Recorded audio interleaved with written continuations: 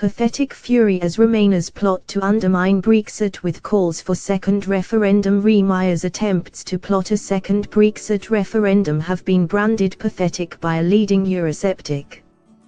Kate Hoey, the Labour MP for Vauxhall, blasted comments from Professor Vernon Bogdale, who claimed the general election changed everything and the final Brexit deal may have to go back to the people, prompting fears among Leave voters that Britain could remain in the European Union. After all, Professor Bogdale, a professor of government at King's College London, warned a second referendum on Britain's EU membership could be inevitable.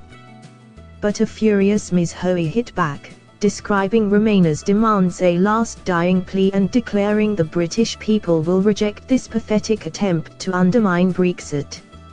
Ms Hoey told Express.co.uk, "The demand for another referendum is the last dying plea of those who will do anything to stop the UK leaving the EU in March 2019.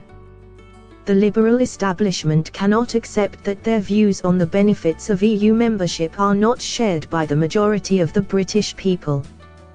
We voted to leave and the detail of our leaving is not the subject for a referendum. Those who call for another referendum are playing the long-established European Commission game of making people vote until they come up with the right answer. The British people will reject this pathetic attempt to undermine Brexit."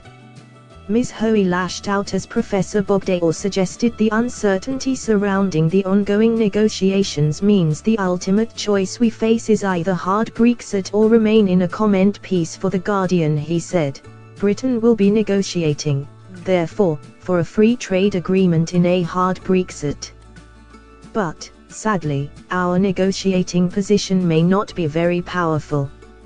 If one leaves a tennis club because one does not wish to pay the subscription and does not like the rules yet still wishes to play tennis, one's leverage is not strong. Some British politicians suffer from an imperial reflex, however.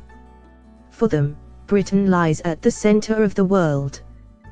We only have to state our aims and other countries will be generous enough to help us achieve them." Last year, Brexiteers argued that Britain should leave an EU composed of ill-intentioned foreigners whose interests were in conflict with its own. This year it has been magically transformed into a charitable institution that can be relied on to safeguard our interests. Professor Bogdale said the loss of Theresa May's parliamentary majority in June means the issue of Europe has been reopened because there is no Commons majority for the Prime Minister's interpretation of Brexit.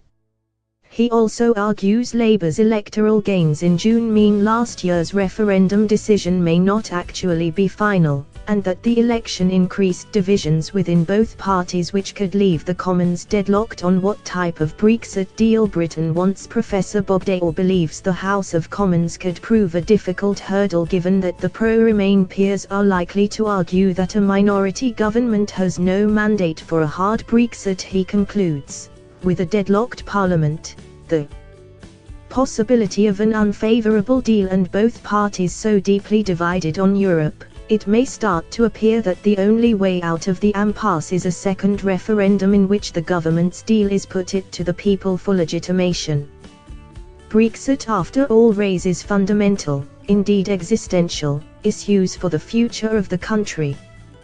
That is why the final deal needs the consent not only of Parliament, but of a sovereign people. The piece provoked a huge response on social media.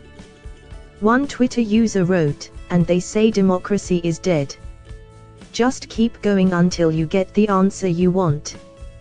Why bother getting people to vote at all?" However, another branded it a logical and sensible step provided the electorate are educated to vote rationally rather than emotionally. Thanks for watching. Please like, share and don't forget to subscribe English News Hub for new excited videos.